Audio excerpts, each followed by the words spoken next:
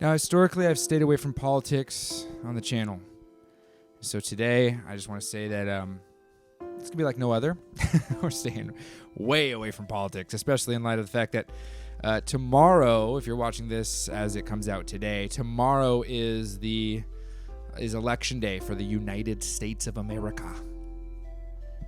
So, for those of you who live in the United States of America, tomorrow's going to be interesting. But we're not talking about that stuff at all, because this is video game talk and dad talk, and while certain aspects of that may affect your life, that's not what we're talking about. I do think that there's a conversation, though, that might be relevant to us as people who play video games or just try to enjoy this hobby more and more, and the internet has kind of fused itself to video games, and so now we're having to reconcile what that looks like, playing video games and using the internet and all this stuff, because I do reviews from time to time. Reviews and scores and all this stuff have become kind of this really interesting conversation. Games getting better scores than they should. Games getting scores just because of nostalgia. All this stuff. And I think that really what it comes down to for me is understanding that the gaming space is supposed to be, or what it's supposed to be. For me, gaming has always been a place for me to seek refuge. Not an escape. I think that gaming as an escape is its own conversation, and I'm not going to condemn or support it. But when it comes to gaming as a whole, I think it's really, really important for me to kind of stake my claim as gaming is meant to be one of a refuge, a place of solace, even if you're playing games like, I don't know, Elden Ring. Now, historically, I haven't played games like Elden Ring because I don't find them to be particularly fun. I think they're beautiful and gorgeous, and I wish I could play games like Elden Ring, but alas, I am just not built for it. It's not really that interesting to me. Now, this isn't about Elden Ring. This is more about what I'm noticing is happening more and more in gaming, and it's becoming too real. Part of the reason why I've always struggled with games like Call of Duty or any of those styles of games is because they always felt a little too real. For some people, it's great and it's fun, but for me, there's an element of it that just felt way too real. The killing was real, everything was real. The violence just seemed very aggressive and almost derivative of like modern day violence. Even the campaigns were based on events that may or may not have happened, embellished a little bit. And so that kind of stuff for me was just a little much. And as I'm noticing more and more some of the big AAA title games, a lot of current events and hot topic issues that may exist in the world is being brought in. And that for me is part of the reason why I don't watch television as much. It's part of the reason why I don't watch a lot of modern day movies, because these types of things used to be places where, not always, right? TV and movies always pushed the boundaries when it came to making big, huge statements. But there was an element of going to a movie to see a Star Wars or something, or Star Wars is a bad example, but whatever it may be, Lord of the Rings, and you're watching this movie and you're like, this is really, really nice. It tickles my brain. There's no tropes. It just does it. It just does the thing. And if there are tropes, it's silly. It's something that just makes fun of itself. Star Wars used to make fun of itself. It used to be so campy. Look at James Bond even. James Bond back in the day. Go back. Do me a favor. Homework. Go watch Dr. No. I can't even tell you how campy. Like the one-liners after James Bond does something are so ridiculous. The very reason why my wife isn't a huge fan of James Bond is because of that. It's so goofy. And like that kind of thing, there's a reason why that kind of thing exists. Yes, some of it is intense, and some people like Daniel Craig as the current James Bond, or was the current James. Who knows where they're taking the series, but they liked Daniel Craig because he had emotion, and old James Bond didn't really show emotion. This isn't about James Bond. It's about a bigger issue. It's about the idea of refuge, of solace, which is funny because there's a James Bond called Quantum of Solace. I'm realizing more and more how much James Bond knowledge I have. I have a lot of James Bond knowledge, not because I'm a huge James Bond fan, but because I was raised in a house where my dad is a huge James Bond fan, and so we watched. Why are we still talking about James Bond? I don't even own 007 on Nintendo 64, by the way, and to be honest, 007 is... Which one do I choose? We're going to go black. 007, it's a tough game to play with an N64 controller. It's much better dual stick support. I'm just going to say it. I'm going to say it. No, it's a controversial take. There's the controversy. Someone wrote a comment saying, we're in JD's controversial arc. Dude, we're in my villain arc right now. Dude, by social media standards, this is for sure my villain arc. Okay, back to it. That one's for you, Justin. Holy cow, that was a bob and weave if I've ever heard one before. Things have become too real, dude. We got social issues that are happening contemporarily now being infused into video games. And whether or not the social discourse needs to take place, which I think discourse should always take place, I think there are mediums of art that should be allowed to be used, and if you consider gaming an art, I do, to grant people a little bit of peace. I mean, if no matter what place or where you go, you always have to reconcile for some sort of atrocity. At one point, we are going to start seeing a populace of individuals that are just sad, hurt, anxious. Oh, wait. It's like every single person. You see what I mean here? Like, part of the reason why I think I always come back to Nintendo, and I'm realizing that all of my Nintendo figures are in different spots, which means my son and my daughter have been in here rearranging my Nintendo figures, which is cute, even though I tell them not to touch it because I just don't know if they're going to knock over other things. But those guys weren't up there like that. That's not how I left them. My cute kids. That being said, part of the reason why I come back to Nintendo is because I have to deal with a lot of hard conversations already. That's just life. You're an adult. You have to have hard conversations. Given this current climate of the world right now and the specific time period in which we are in, with elections and stuff, there are a lot of conversations about some pretty challenging issues. Different topics, things that people support, don't support, and stuff like that. And so a lot of my time outside of playing video games is having to have some of those conversations, have hard conversations with people I care about, whether it's family members or something like that.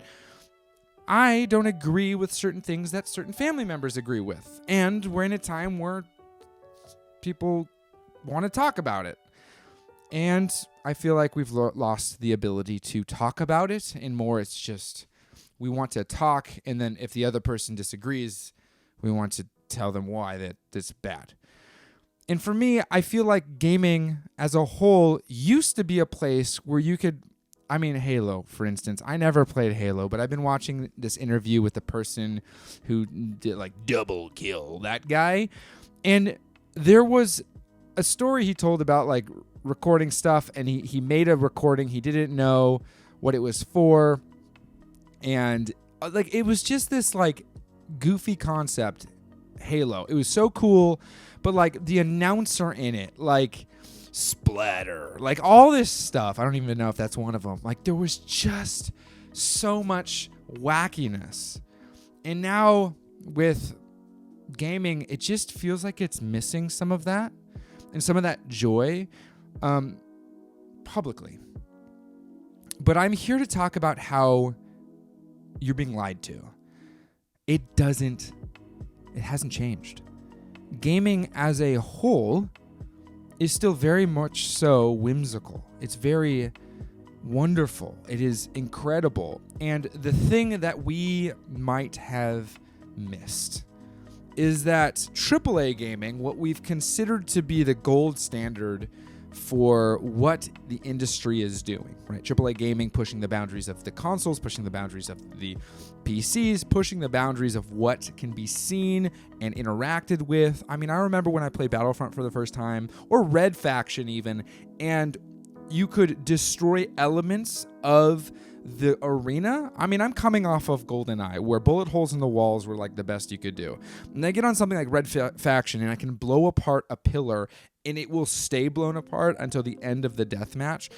This kind of thing for me was holy smokes. Now that's pushing the boundaries. Now I don't know if Red Faction was ever a AAA title, but I just remember specifically in Red Faction 2, I played on my 14-inch CRT TV, 4-person split screen. We were 2 feet away from it because we couldn't see, because that's what I had in my room. I had a 14-inch CRT display with my PlayStation 2. Maybe it was 16. Probably not. It was so small, but that's what we played our video games with, and that's how we played video games, and it was great. And here I am over the weekend trying to go to Costco and purchase a $2,400 pre-build that has like a 4080 Super in it, and trying to use a credit card. It's not working because I Apple Pay and all this stuff, and I'm like, what am I doing? I'm chasing. I used to just be so satisfied with playing Super Mario 64 on the Nintendo 64 when the PlayStation 2 was out. Like, and I was like, forget it, dude. Yes, I can play games like Orphan, if you go Arc the Lad even, but I was playing Mario. And looking back and looking at Nintendo as a whole right now, they are not void of bad decisions, or I don't know how to say it. They are not perfect. I need to drink some coffee. Hold on. That is that delicious Columbia, that fermented Columbia. Oh, it's strawberry cream delight. My mustache is finally long enough to keep coffee in it for a second sip. It's incredible. But I'm not trying to say that Nintendo is perfect, and this isn't a video praising Nintendo, but simply just in the introspective way that I look at everything and overanalyze and try to question everything that exists, because that's just the way I am. And maybe it's because that's the way the world makes me think, right? Like, we are set to ask questions all the time, and maybe I don't know. I don't know who to blame for this. Maybe it's myself. But looking at Nintendo, playing games that are big AAA titles, disappointing because of microtransactions or whatever it may be, and then going and playing a game like, I don't know, I was playing Skyward Sword on stream or whatever. And if you want to join streams, Monday, Wednesday, Friday, 6:30 p.m. Pacific time, sometime Saturday, I'm currently going through the Zelda franchise. That has been the decision. I'm sticking with it. Zelda, The Legend of Zelda, every single game. It started out as chronological. I have switched it to release order because I want to focus on seeing the progression of technology that was introduced as Nintendo started to develop. And I think that'd be kind of fun to see that. At first it was chronological because I'm like, oh, let's do the story. But as I thought more about it, I'm like, this is kind of silly because I was playing Skyward Sword. And in Skyward Sword, we have the statues, the goddesses or whatever. And those statues showed up in Breath of the Wild because Breath of the Wild was the next game released. And I'm like, I see, like, this is the way that people would remember it. And I want to go through it that way. So starting tonight, Monday, right? This is when it released. If you're watching this late, then you can watch the VOD. I'm going to be playing through the original, the NES version on the Nintendo Switch platform through their Nintendo Switch online service because I don't own an NES and I'm not going to emulate it. And so the game itself will be played that way. But I'm thinking about, I'm looking at games, and we're seeing so much public discourse with different games that have released recently, whether it's the Concord shutdown or Dragon Age or Suicide Squad or whatever it may be. People have different reasons to like or dislike these different games. And what I'm hearing from a lot of people is the reason they like or dislike the games is based a lot on whether or not it fits into the current narrative that they're living in. And I remember as a kid, the narrative that I was living in was, man, I need to get my team better because if my buddy wipes my first two Pokemon, I'm screwed. My others are 30 levels under leveled, and there's no way I'm going to be able to keep up with him. And if he wipes my first and second Pokemon, I'm screwed. There's no way I'm going to be able to fit. Or rather, oh my gosh, I'm going to change my white mage to a red mage in Final Fantasy Tactics Advance A2 on the DS, and I'm going to have a completely new job system. Oh, there's a blue mage. I want to check out the blue mage's mechanics and see if we can do some cool things there. Or rather, oh, I'm going to play Golden Sun and see where Isaac is going. And man, the Ragnarok animation is incredible on something like a Game Boy Advance. I can't believe I'm seeing this. This is visually stunning. These kind of things were so great when I was a kid. And sure, I'm an adult now and life is heavier. I mean, I have children to take care of. I have a wife to make sure that I'm paying attention to and that I'm properly, allocating time to foster that relationship and serve. Rather, I spend a lot more time hanging out with her and my kids than I do playing video games. So it's really just I need to pay more attention to video games at some time. But that's neither here nor there. I know that life is different when you're an adult. I get it. And I'm not trying to insinuate that we should have video games that cater to us the way that we were catered to as children, right? Because, hey, here's the deal. I was playing fun games when I was a kid, but there's no reason why my mind can't expand and play. I mean, there was no way that at the age I was playing Kingdom Hearts, I would have enjoyed Final Fantasy VII Rebirth, or even Final Fantasy 16, rather. Like, those games I enjoy because they're intense and they tackle themes that are a little bit more mature.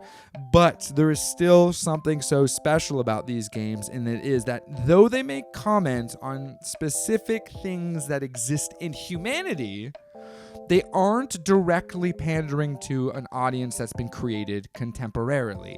And that is the thing that I find to be the most concerning, is games seem to be, and the discourse around games publicly seems to be heavily contingent on whatever the current topic of conversation is.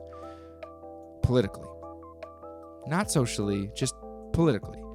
And that for me is hurtful, because it kind of diminishes the industry down to this scary place when there's so much more out there that gets glossed over. Two games in particular I mention all the time: Sea of Stars and Eastward. Two games that have blown my mind over these past 3 years. Like, genuinely. I'm a huge Zelda fan. I was obsessed with Tears of the Kingdom. Loved it. Didn't like it as much as Breath of the Wild, but still, huge game. Final Fantasy 16, I've come out saying I love that game. And Final Fantasy 7 Rebirth, incredible experience. Pales in comparison to Eastward and Sea of Stars. Now, why is that? Eastward and Sea of Stars, two indie titles made by smaller teams with smaller budgets, capture the essence of what video games is.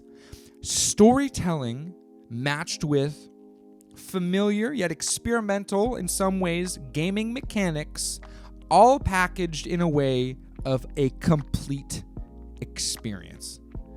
These three elements create a good game. Storytelling leading the charge, game mechanics being the secondary source, and the non-insulting nature of a game being shipped complete. And I'm not saying that bugs can't exist. I'm not saying it has to be perfect, by no stretch. I mean, N64 games shipped incomplete at times, and there's no updating those. Same with Game Boy. You just have an exploit, and there it is for everyone to see. But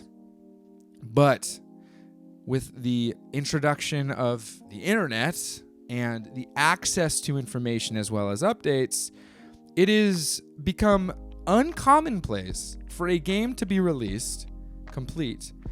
And it seems to be even more uncommon for a game to have a unique or derivative but still good story, as well as moderately innovative or even just a remaster of old game mechanics. Sea of Stars, for instance, capitalizes on a game mechanic that we're familiar with, the turn-based RPG. It introduces time-based mechanics, time-based reactions, such as games like Super Mario RPG or Chrono Trigger. These kinds of things, they're derivative, nothing new under the sun, but welcomed in the environment because it doesn't seem like it's something we've seen for a while. Not only that, but also introduced a new game mechanic like boosting your abilities, using magic without magic, which I still think is kind of silly, but still, it is its own thing. And then having to do the management thing that happens with the turn-based RPG with somewhat low-leveled into HP. Like, this is something that's nice about Sea of Stars. It's challenging in its own right. You can level up, right? It has a traditional leveling system where you have to pick a stat to increase every level, which I do appreciate that. But as you level up, the actual enemies hit hard. You are going to get three-shotted. It's not going to you're not just going to enter a battle and all of a sudden you can just take hit after hit. You're going to have to manage your characters. You're going to have to use healing items. Like, this kind of thing is so welcomed. But we don't hear about that. Because, unfortunately, this day and age, it's not what is rewarded in this space. This space is dominated by outrage, outbursts, and That's it. There isn't even the happy side of it. It's only the unfortunate side. Hot takes. Like, it's a bummer. And in Eastward, on the other hand, Eastward is puzzle solving, classic dungeon crawling, boss battles, such as things that we saw in Legend of Zelda, mixed with a really unique story that is reminiscent of Earthbound mixed with, I don't know, Stranger Things. That's where it's great. Now, two games available on all platforms. None of them are voice acted. It's all text boxed reading. And those two games sit so high on my list because of the fact that they are the three. They're complete, they have a good story, and the gaming mechanics are actually good. It feels good to play. The main character, one of the two main characters you use in Eastward, uses a frying pan. A fortified frying pan, but he uses cast iron. He uses a cast iron as his main weapon. Incredible. Not just because I have a beard, and I also use a cast iron. Shout out to all my cooks out there who are cast iron only. I'm right here, baby. Cast iron only. I have a full stainless steel set. I use one 12-inch cast iron, one 10-inch cast iron, and I make everything from pasta sauce all the way to cornbread. I don't make cornbread often because I don't really eat bread, but that being said, cast iron all the way. Oh, we have one Dutch oven, enamel-coated Dutch oven, or ceramic-coated Dutch oven. I don't know. We have a Dutch oven. All by Loge, by the way. That's not important. Gaming, look at that pinky go. Gaming is something that I realize is so important to myself, and probably you too. It's why you're part of this community. And the community that has been built over on Discord is incredible. We seem to all be in the same space. Politics gets brought up from time to time, but there are wildly differing viewpoints, completely opposite sides of the fence when it comes to different types of politics. And at the end of the day, we leave in the same state we entered the conversation, with our views and respect intact for the individual speaking as well as the individual receiving the other words. Weird way of saying it. There's respect. The Discord that's been created seems like it is a snapshot of 30 years ago, 20 years ago even, when people could give each other a hard time and both laugh about it. Like, that is something that we just don't have anymore. When someone can call someone a silly name and the person receiving that doesn't think that they're calling them that because of some intrinsic character flaw, or worse yet, because of the person that they can't change, whether it's the person they were born as or how they are categorized in society. We just have a good time. It's interesting that the narrative seems to be all doom and gloom and that everything is falling apart at the seams, but it's not. There are good communities out there. Some might say few and far between, but that's only the perspective that they grant it. If your community is your community and it's all you see, why can't then the perspectives shift to this is the way it's going to be? And thus encountering other opposing styles of doing things, such as huge political discourse, and being like, this is going to be the mental minority in all of this.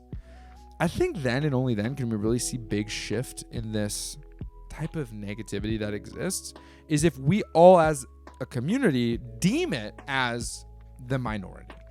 The screaming, yelling, because it is. The yelling, angry people online are a handful of individuals. It's what gets the clicks. There are hundreds, if not thousands, of gamers who just go, I'm not even on the internet commenting in Reddit forums and on any sort of comment. There are even less people who make YouTube videos about it. And so I would argue that the negativity that exists in gaming is blown out of proportion, because the internet only shows negativity and positive people are too busy having fun. And that, my friends, is what the Discord that exists is all about. We just have fun. And that's the reason why I find myself going back to Nintendo stuff, because It is a snapshot in time. It is something that, like you play a Nintendo game and you're like, oh, I'm playing 1996 through 2007. Every Nintendo game is 1996 through 2007.